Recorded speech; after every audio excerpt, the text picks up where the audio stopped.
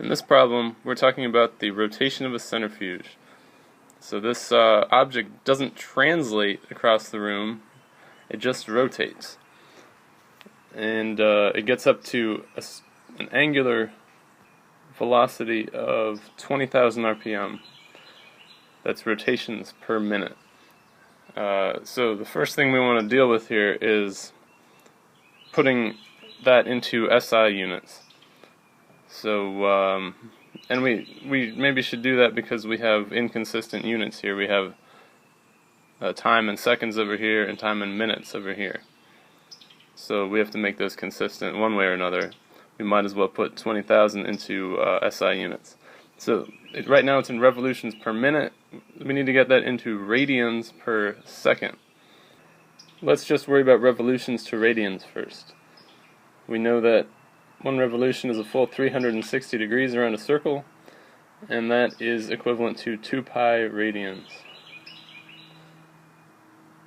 Our conversion factor here is that there's 2 pi radians in one revolution. So that does revolutions to radians, and now we have to do minutes to seconds. We know there's 1 minute in 60 seconds. And that allows us to cancel minutes. We got minutes divided by minutes, revolutions divided by revolutions, and we end with radians per second. So now we have this value in SI units, and we can realize that what this value is a angular velocity. And specifically, it's our final angular velocity after we accelerate it from rest. And we're curious about the change in angular frequency. And by the way, this is the Greek symbol omega. And the change of anything is the final minus its initial. And its initial was 0 here. So we can just technically show that also the change in omega, the angular velocity, was also 2094 radians per second.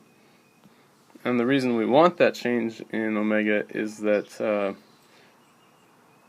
the angular acceleration, alpha, is just that change in angular velocity per time. And this is exactly like normal acceleration, linear acceleration. Because remember, this used to be a over here instead of alpha, and that instead of omega we had delta v, and then delta t doesn't change. So we're basically just replacing the linear version of acceleration and velocity with the rotational version of acceleration and velocity. And if we see that, if we understand that and can kind of figure out that that's what's going on here, this becomes a really easy problem. And alpha, the angular acceleration, is just equal to that change in angular velocity divided by the time that change took place in, which was the 30 seconds. And we get our answer. And this is, instead of meters per second squared, which would be the linear version, our angular version replaces meters with radians, which is the same as you just do this, radians per second divided by seconds, and it's radians per second squared instead of meters per second squared. And that is the average angular acceleration during this time period. And we can use that to do part B.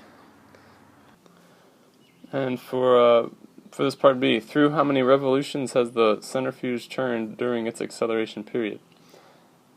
For that, we have to realize what it is we're being asked to find, which is a change in angle, right? So that would be delta theta.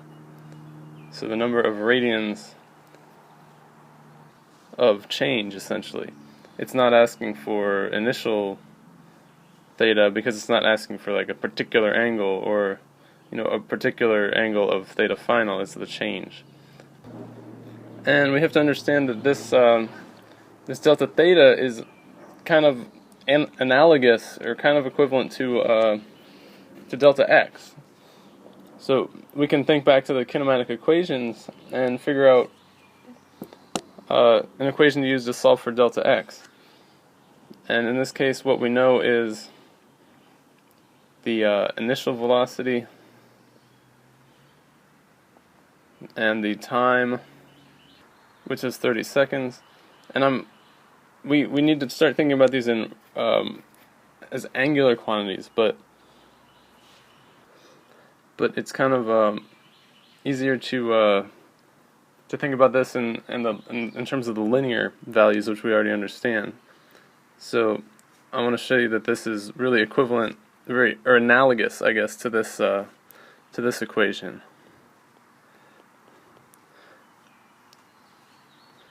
So in our case here with the spinning centrifuge, this initial velocity is the initial angular velocity, which is 0, and this acceleration is the one we found.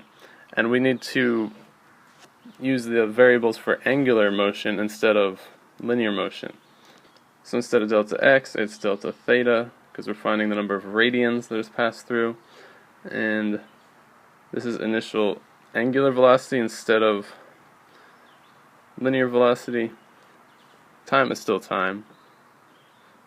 And then instead of linear acceleration a, we have the angular acceleration a, and time is still time. So we can put in that equation to use, and we can plug in the values that we know. We know that it started from rest, so there was no angular velocity to start with. Time elapsed was 30 seconds. We found the constant acceleration during that period to be 69. Then we have just some math to do now. That becomes 0. And the seconds squared cancel, and we get a large number of radians. So that's a perfectly valid approach to the problem, but nobody says you have to use SI units all the time. So let's see what would have happened if we didn't use SI units. We could have kept the 20,000 in revolutions per minute as the unit, and divided by, well, we'd still have to make the units of time consistent.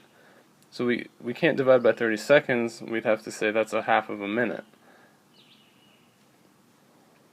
And when you do that, for your acceleration, you get 40,000 revolutions per minute squared. So we haven't often seen acceleration given in these units before, but it's perfectly valid. And then here's our simplified version of the equation for the change in radians. But this time it would actually be revolutions that we'd be solving for. We have to realize that because that's the unit that alpha is in right now. If we plug in 40,000 revolutions per minute squared. And of course we would have to use again half of a minute for the time instead of 30 seconds. And we can see that when the units get multiplied and divided here, the minutes squared cancel, and we're left with revolutions.